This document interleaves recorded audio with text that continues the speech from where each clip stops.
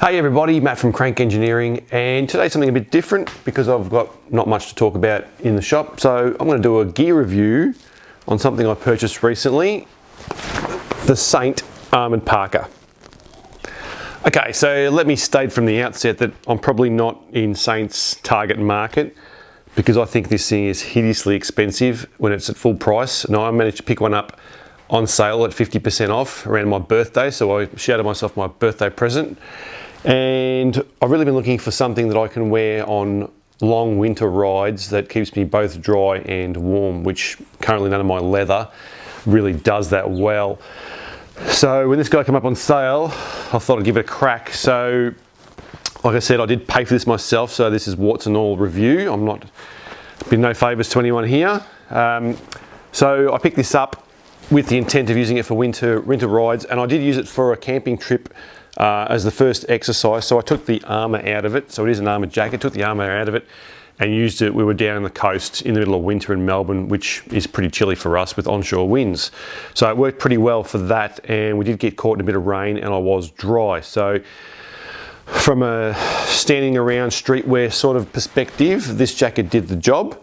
And I'd be wearing it with some probably merino underlayers if I'm wearing it on the bike. So let's have a look at the construction and what I've noticed so far, and then we'll get out and do a bit of a road test as well. Okay, so the first thing I noticed when I picked it up is it's bloody heavy, and you know, the weight of it really is built into a little bit of the armour, but also the lining. So the jacket has got a separate lining inside it, which I guess is another jacket that you could take out if the weather conditions allowed that. So there is a separate lining jacket inside. It's all synthetic materials, which I'm guessing is probably helping in terms of the properties for insulation. Not sure about the orange interior, but it doesn't really matter when the jacket's closed. Yeah, very heavy, quite comfortable. When I took it camping, I did take all the armour out, so that probably made it a little easier to wear. It wasn't quite as restricted. So there's armour inside the lining jacket. The armour's contained in that. So there's a back protector in the centre here, which hopefully you can see a little bit of that. That's the back protector inside a pocket in the lining jacket. And there's these pockets in the shoulder. So there's a shoulder pad, armoured pad, and then down on the elbow there's another one inside the sleeve. So these just sit inside the pockets. So there's a press stud, and you can quite easily take the armour out if you're maybe using it as streetwear rather than a riding jacket.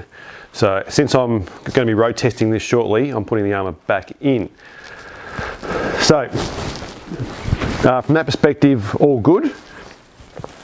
I did find in a couple of cases, particularly on this sleeve here, where the Saint logo's sewn in, the stitching really is a little bit sloppy for a jacket of this price. So these embroidered patches are now sewn into the jacket, and obviously whoever's sewing them has got to trace around the outside of the patch, and you know, the stitching runs through the middle of the white logo, which I probably can't see in the camera, but a jacket at this price point, that stood out to me, and I was a little bit unhappy with it. At 50% off, still probably a little bit unhappy, but anyway. So a big heavy jacket. Let's give it a road test and see how it goes. Perhaps one more thing that I've noticed just using this jacket, even as streetwear, pretty much every other jacket I've ever owned that's had a separate lining has had some way of retaining the lining to the outside jacket, and this particular jacket's got a zip. So the zip for the lining jacket zips into the outer, so it zips right up to the top here, and it's the same on both sides. And to retain the lining jacket at the top here, they've just got two press studs. There's one here and there's another one here, and I've just found that this one in particular comes undone on a regular basis, you know, because that lining jacket's quite heavy, and there it is again. It's really starting to piss me off.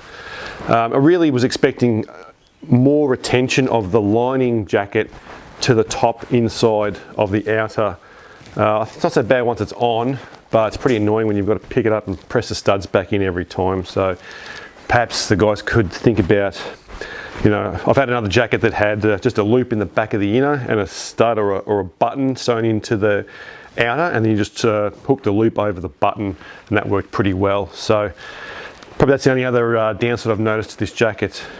This fur and everything is all synthetic, but tell you what, when it's cold and you've got the hood over your head, you know, you're really, really warm. So nice touch. Maybe it's a bit of styling, but certainly helps keep you warm as well. So let's go check it out on the road. Ooh. Just going to shoot this on the iPhone so I don't forget the gear that I'm reviewing here after the ride. So it's a Saturday afternoon, about 4:30 in the afternoon, winter, about 12 degrees, 40-ish Fahrenheit. So it's pretty cold for us anyway here in Melbourne. And I just want to give you an update on the riding conditions before we talked about the gear specifically. Okay, so this St. Parker that I'm wearing, the good things. I'm only wearing a t-shirt under this, which in these weather conditions in Melbourne would be lunacy, but I'm quite warm, so I'm pretty happy with that. I did feel a little bit of draft on my chest, which I'm guessing is coming past the storm flap here and then past the zip. But I mean, other than that, I mean, I'm going to wear a jumper under this anyway if I'm riding in the middle of winter, but I'm guessing it's coming past the zips. But the thing I was surprised about was I was expecting a bit of wind up my sleeves while I was riding, but there was none. So that's a bit of a bonus too. I thought I'd get a bit of draft up there, but couldn't feel any. Now I'm wearing this with all the armour in, and it does restrict your movement a little bit compared to when the armour's out, but still really, you know, enjoy this jacket, and hopefully it holds up in the wet as well as it does in the dry. But for a winter riding jacket, expensive, but does the job, keeps you warm. Check it out.